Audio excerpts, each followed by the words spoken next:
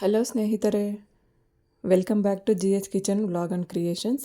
ಸ್ನೇಹಿತರೆ, ಯಾರೆಲ್ಲ ಹೊಸದಾಗಿ ನಾನು ಹಾಕೋವಂಥ ವೀಡಿಯೋಸ್ನ ನೋಡ್ತಾ ಇರ್ತೀರಾ, ದಯವಿಟ್ಟು ಸಬ್ಸ್ಕ್ರೈಬ್ ಮಾಡ್ಕೊಂಡಿಲ್ಲ ಅಂದರೆ ಸಬ್ಸ್ಕ್ರೈಬ್ ಮಾಡಿಕೊಂಡು ವೀಡಿಯೋನ ನೋಡಿ ಅಂತ ನಾನು ಕೇಳ್ಕೊತೀನಿ. ಮತ್ತು ಇವತ್ತಿನ ವಿಡಿಯೋದಲ್ಲಿ ನೋಡಿ, ಈ ಥರ ಇಷ್ಟು ಮೃದುವಾಗಿ ತೆಳುವಾದ ರವೆ ರೊಟ್ಟಿನ ಯಾವ ರೀತಿ ಮಾಡೋದು ಅಂತ ಈ ವಿಡಿಯೋದಲ್ಲಿ ತಿಳಿಸ್ಕೊಡ್ತಾ ಇದ್ದೀನಿ. ನೋಡಿ, ಒಳ್ಳೆ ಪೇಪರ್ ಇದ್ದಾಗಿರುತ್ತೆ, ಅಷ್ಟೇ ರುಚಿ ಕೂಡ ಇರುತ್ತೆ, ಯಾವುದೇ ಕಾರಣಕ್ಕೂ ಮುರಿದೋಗಲ್ಲ. ಆ ಥರ ಪರ್ಫೆಕ್ಟಾಗಿರುವಂಥ ರವೆ ರೊಟ್ಟಿನ ಯಾವ ರೀತಿ ಮಾಡ್ಕೋಬೋದು ಅಂತ ಈ ವಿಡಿಯೋದಲ್ಲಿ ತಿಳಿಸ್ಕೊಡ್ತಾ ಇದ್ದೀನಿ. ಬನ್ನಿ ಹಾಗಾದರೆ ಈಗ ವಿಡಿಯೋಗೆ ಹೋಗೋಣ. ಮೊದಲನೇದಾಗಿ ಇಲ್ಲಿ ತುರಿದಿಟ್ಕೊಂಡಿರೋಂಥ ಕ್ಯಾರೆಟು ಮತ್ತು ಒಂದು 2 ಈರುಳ್ಳಿ ಮತ್ತು ಒಂದು 2 ಹಸಿಮೆಣ್ಸಿನ್ಕಾಯಿನ ಈ ರೀತಿ ಚಿಕ್ಕದಾಗಿ ಕಟ್ ಮಾಡಿ ತೊಗೊಂಡಿದ್ದೀನಿ. ಹಾಗೆಯೇ ಕ್ಯಾಪ್ಸಿಕಮ್ನ ತುರಿದು ತೊಗೊಂಡಿದ್ದೀನಿ. ಇಲ್ಲಿ 1 ಅಥವಾ 2 ನಾವು ಎಷ್ಟು ಕ್ವಾಂಟಿಟಿಲಿ ಮಾಡ್ತೀವೋ ಅಷ್ಟು ಕ್ವಾಂಟಿಟಿಲಿ ನೋಡಿ ತೊಗೋಬೇಕಾಗುತ್ತೆ. ಈಗ ಇಲ್ಲಿ ಸ್ವಲ್ಪ ಕೊತ್ತಂಬರಿ ಸೊಪ್ಪು, ಹಾಗೆಯೇ ಸ್ವಲ್ಪ ಮೆಂತ್ಯ ಸೊಪ್ಪು ಮತ್ತು ಸ್ವಲ್ಪ ಕರಿಬೇವು, ಇಷ್ಟನ್ನು ಸ್ವಲ್ಪ ಚಿಕ್ಕದಾಗಿ ಕಟ್ ಮಾಡಿ ತೊಗೊಂಡಿದ್ದೀನಿ. ಮತ್ತು ಒಂದು ದೊಡ್ಡ ಕೈ ಹಿಡಿಯಾಗುವಷ್ಟು ನುಗ್ಗೆ ಸೊಪ್ಪನ್ನು ಕೂಡ ತೊಳೆದು ತೊಗೊಂಡಿದ್ದೀನಿ. ಈಗ ಒಂದು ಮಿಕ್ಸಿಂಗ್ ಬೌಲ್ನ ತೊಗೊಂಡು ಇದೆಲ್ಲದನ್ನು ನಾವು ಸೇರಿಸಿ ಕಲಿಸ್ಕೋಬೇಕಾಗುತ್ತೆ. ನೋಡಿ, ಇಲ್ಲಿ 1 ಕಪ್ ಆಗೋವಷ್ಟು ಉಪ್ಪಿಟ್ಟು ರವೆನ ತೊಗೊಂಡಿದ್ವಿ, ಅಂದರೆ ಮೀಡಿಯಮ್ ರವೆ ಅಂತಾರಲ್ಲ ಆ ರವೆ. ಇಲ್ಲಿ ನೀವು ಬೇಕಾದರೆ ಚಿರೋಟಿ ರವೆ ಕೂಡ ಯೂಸ್ ಮಾಡ್ಕೋಬೋದು. ಈಗ ಹಚ್ಚಿಟ್ಕೊಂಡಿರೋ ಅಂಥ ಸೊಪ್ಪು ತರಕಾರಿ ಎಲ್ಲದನ್ನು ಒಂದೊಂದಾಗಿ ಹಾಕ್ಕೋಬೇಕಾಗುತ್ತೆ. ಇಲ್ಲಿ ನೀವು ಇನ್ನೂ ಸಬ್ಬಕ್ಕಿ ಸೊಪ್ಪಿದ್ರೆ ಸಬ್ಬಕ್ಕಿ ಸೊಪ್ಪು ಹಾಕ್ಕೋಬೋದು, ಮತ್ತು ಇನ್ನೂ ಬೇರೆ ಏನಾದರೂ ತರಕಾರಿಗಳಿದ್ರೆ ಇನ್ನೂ ಕೋಲಂತೆ ಮತ್ತು ಕ್ಯಾಬೇಜು ಇದೆಲ್ಲದನ್ನು ಕೂಡ ಇದ್ದರೆ ತುರಿದು ತೊಗೋಬೋದು. ಇಲ್ಲಿ ನಾವು ಕೂಡ ಅಷ್ಟೇ ಮನೆಯಲ್ಲಿ ಏನು ತರಕಾರಿ ಇತ್ತು ಅದನ್ನೇ ಹಾಕ್ಕೊಂಡು ಮಾಡ್ತಾ ಇರೋದ್ರಿಂದ ಇಲ್ಲಿ ಸಬ್ಬಕ್ಕಿ ಸೊಪ್ಪು ಒಂದು ಸ್ವಲ್ಪ ಮಿಸ್ ಆಗಿದೆ, ನೀವು ಇದ್ದರೆ ಬೇಕಾದರೆ ಹಾಕಿ ಮಾಡ್ಕೋಬೋದು. ಈಗ ಕೊತ್ತಂಬರಿ ಸೊಪ್ಪು ಮತ್ತು ಮೆಂತ್ಯ ಸೊಪ್ಪು ಚಿಕ್ಕದಾಗಿ ಕಟ್ ಮಾಡಿ ತೊಗೊಂಡಿದ್ವಲ್ಲ ಅದನ್ನು ಹಾಕ್ಕೋತಾ ಇದ್ದೀನಿ. ಈ ರೆಸಿಪಿನ ನಾವು ನಮ್ಮ ಅಕ್ಕ ಮನೇಲಿ ಮಾಡ್ತಾ ಇರೋದ್ರಿಂದ ಅವರೇನೆ ರವೆ ರೊಟ್ಟಿನ ಮಾಡಿ ತೋರಿಸ್ತಾ ಇರೋದು. ತುಂಬ ಚೆನ್ನಾಗಿ ತುಂಬ ರುಚಿಯಾಗಿ ರವೆ ರೊಟ್ಟಿನ ಮಾಡ್ತಾರೆ ಅವರು. ಸೊ ಹಾಗಾಗಿ ನಾನು ಕೂಡ ಈ ರೆಸಿಪಿನ ವಿಡಿಯೋ ಮಾಡಿ ಹಾಕೋಣ ಅಂತ ಹಾಕ್ತಾಯಿದ್ದೀನಿ. ಈಗ ನುಗ್ಗೆ ಸೊಪ್ಪನ್ನು ಕೂಡ ಸೇರಿಸಿದ್ದಾಯಿತು. ಸ್ನೇಹಿತರೆ, ಈ ಟೈಮಲ್ಲಿ ನೀವು ನಾನು ಆಗಲೇ ಹೇಳಿದಾಗೆ ನಿಮಗೆ ಮನೆಯಲ್ಲಿ ಏನೆಲ್ಲ ತರಕಾರಿ ಇರುತ್ತೆ ಹಾಕ್ಕೋಬೋದು, ಅಥವಾ ನಿಮ್ಗೆ ಇಷ್ಟ ಆಗಿರೋ ಅಂಥ ತರಕಾರಿ ಯಾವುದಾದ್ರೂ ಇದ್ರೂ ಕೂಡ ಸೇರಿಸಿ ಮಾಡ್ಕೋಬೋದು. ಈಗ ತುರಿದಿಟ್ಕೊಂಡಿರೋಂಥ ಕ್ಯಾಪ್ಸಿಕಮ್ ಕೂಡ ಸೇರಿಸ್ಕೊಂಡಿದ್ದಾಯಿತು. ಇದೆಲ್ಲ ಸೇರಿಸಿ ಆದಮೇಲೆ ನೋಡಿ, ಒಂದು ಅರ್ಧ ಸ್ಪೂನಷ್ಟು ಗರಂ ಮಸಾಲನ ಹಾಕೋತಿದ್ದಾರೆ, ಮತ್ತು ರುಚಿಗೆ ತಕ್ಕಷ್ಟು ಉಪ್ಪನ್ನು ಕೂಡ ಸೇರಿಸ್ಕೋಬೇಕು. 1 ಸ್ಪೂನ್ ಉಪ್ಪು ಹಾಕ್ಕೊಂಡ್ರೆ ಸಾಕಾಗುತ್ತೆ ಅನಿಸುತ್ತೆ. ಅಂದರೆ ನೀವು ಎಷ್ಟು ಕ್ವಾಂಟಿಟಿಲಿ ಮಾಡ್ತಾಯಿದ್ದೀರೋ ನೋಡಿಕೊಂಡು ಸೇರಿಸ್ಕೊಳ್ಳಿ. ಮತ್ತು ಇದಕ್ಕೆ ಒಂದು ಅರ್ಧ ಸ್ಪೂನಷ್ಟು ಅಚ್ಚ ಪುಡಿನ ಹಾಕ್ಕೋತಾ ಇದ್ದಾರೆ. ಇಲ್ಲಿ ಖಾರಕ್ಕೆ ಆಲ್ರೆಡಿ ಹಸಿಮೆಣ್ಸಿನ್ಕಾಯಿ ಕೂಡ ಹಾಕಿರೋದ್ರಿಂದ ಒಂದು ಅರ್ಧ ಸ್ಪೂನ್ ಸಾಕಾಗುತ್ತೆ. ನಿಮಗೆ ಖಾರ ಎಷ್ಟು ಬೇಕೋ ಅಷ್ಟು ನೋಡಿಕೊಂಡು ನೀವು ಹಾಕ್ಕೊಳ್ಳಿ.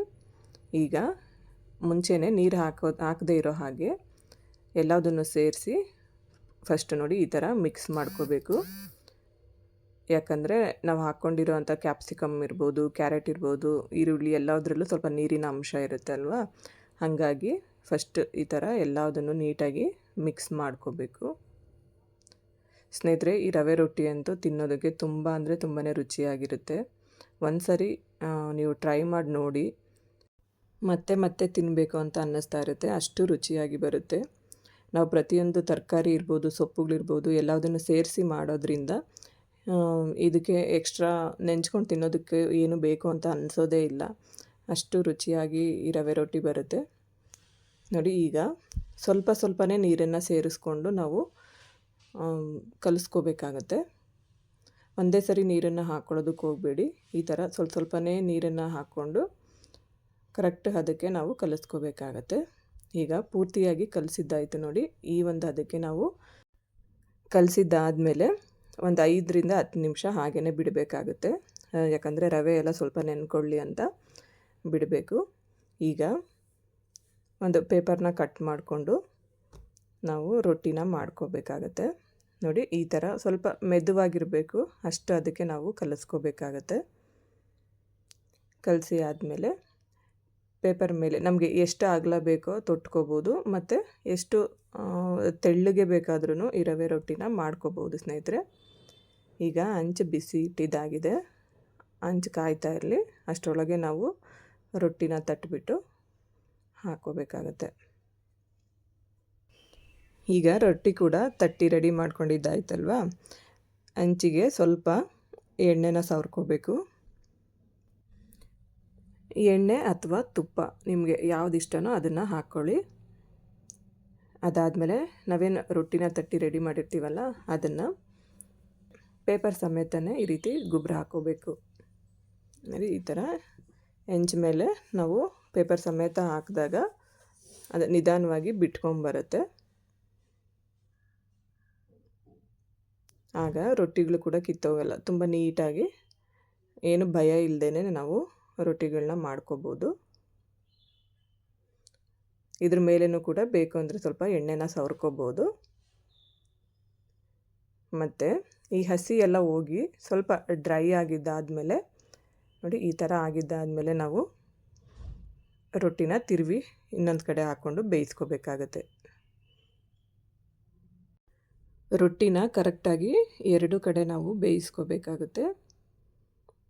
ಸ್ವಲ್ಪ ಇದು ಟೈಮ್ ತೊಗೊಳುತ್ತೆ ಸ್ನೇಹಿತರೆ ಬೇಯೋದಕ್ಕೆ. ಹಾಗೆ ತಿನ್ನೋದಕ್ಕೆ ಮಾತ್ರ ತುಂಬ ಅಂದರೆ ತುಂಬಾ ರುಚಿಯಾಗಿ ಬರುತ್ತೆ. ಹೀಗೇ ಒಂದು ಕಡೆ ರೊಟ್ಟಿನ ಬೇಯಿಸ್ಕೊಳ್ತಾ ಒಂದು ಕಡೆ ರೊಟ್ಟಿನ ತಟ್ತಾ ರೆಡಿ ಮಾಡ್ತಾ ಹೋಗ್ಬೋದು. ತುಂಬ ಫಾಸ್ಟಾಗಿ ರೆಸಿಪಿನ ಮಾಡ್ಕೋಬೋದು. ನೋಡಿ, ಈ ಥರ ಎರಡು ಸೈಡ್ ಬೇಯಿಸಿದ್ದಾದಮೇಲೆ ನಾವು ಅದನ್ನು ಒಂದು ಪ್ಲೇಟ್ಗೆ ತಕ್ಕೋಬೇಕಾಗುತ್ತೆ. ಮತ್ತು ರೆಡಿ ಮಾಡ್ಕೊಂಡಿರೋವಂಥ ಇನ್ನೊಂದು ರೊಟ್ಟಿನ ಹಾಕ್ಕೊಂಡು ಮತ್ತೆ ಬೇಯಿಸ್ಕೋಬೇಕಾಗತ್ತೆ. ನೋಡಿ, ಪೇಪರ್ ಕೂಡ ಅಷ್ಟೇ, ಸ್ವಲ್ಪ ಕೂಡ ಇಲ್ಲಿ ಬಿಸಿಗೇನೂ ಆಗೋದಿಲ್ಲ. ಮಾಮೂಲಿ ಎಣ್ಣೆ ಕವರ್ ಬರುತ್ತಲ್ಲ ಅದನ್ನೇ ನಾವು ಕಟ್ ಮಾಡಿ ಯೂಸ್ ಮಾಡ್ತಾ ಇರೋದು. ಸ್ನೇಹಿತರೆ, ಹೀಗೇ ಇನ್ನೊಂದಷ್ಟು ರೊಟ್ಟಿನ ಮಾಡಿ ರೆಡಿ ಮಾಡ್ಕೋತೀವಿ. ನೀವೇ ನೋಡ್ತಾ ಇದ್ದೀರಾ ರೊಟ್ಟಿ ಎಷ್ಟು ಮೃದುವಾಗಿ ಎಷ್ಟು ಸಾಫ್ಟಾಗಿ ಬಂದಿದೆ ಅಂತನ. ನಾನು ತೋರಿಸ್ಕೊಟ್ಟಿರೋ ಅಂಥ ರೀತಿಲಿ ಒಂದು ಸಾರಿ ಟ್ರೈ ಮಾಡಿ. ನೀವು ಮಾಡೋ ರೊಟ್ಟಿ ಕೂಡ ಇಷ್ಟೇ ಚೆನ್ನಾಗಿ ಬರುತ್ತೆ. ಸ್ನೇಹಿತರೆ, ಇಲ್ಲಿಗೆ ಈ ವಿಡಿಯೋನ ಮುಗಿಸ್ತಾ ಇದ್ದೀನಿ. ಐ ಹೋಪ್ ಎಲ್ಲರಿಗೂ ವಿಡಿಯೋ ಇಷ್ಟ ಆಗಿರುತ್ತೆ ಅಂತ ಅನ್ಕೋತೀನಿ. ವಿಡಿಯೋ ಇಷ್ಟ ಆದರೆ ಲೈಕ್ ಮಾಡಿ, ಶೇರ್ ಮಾಡಿ, ಕಮೆಂಟ್ ಮಾಡಿ. ಹಾಗೆ ನಮ್ಮ ಚಾನಲ್ನ ಸಬ್ಸ್ಕ್ರೈಬ್ ಮಾಡ್ಕೊಳ್ಳಿ. ಸಬ್ಸ್ಕ್ರೈಬ್ ಮಾಡಿಕೊಂಡು ನಮಗೆ ಯಾವಾಗಲೂ ಹೀಗೆ ಸಪೋರ್ಟ್ ಮಾಡಿ ಅಂತ ಕೇಳ್ಕೊತೀನಿ. ಸರ್ವೇ ಜನ ಸುಖಿನೋ ಭವಂತು. Thanks for watching.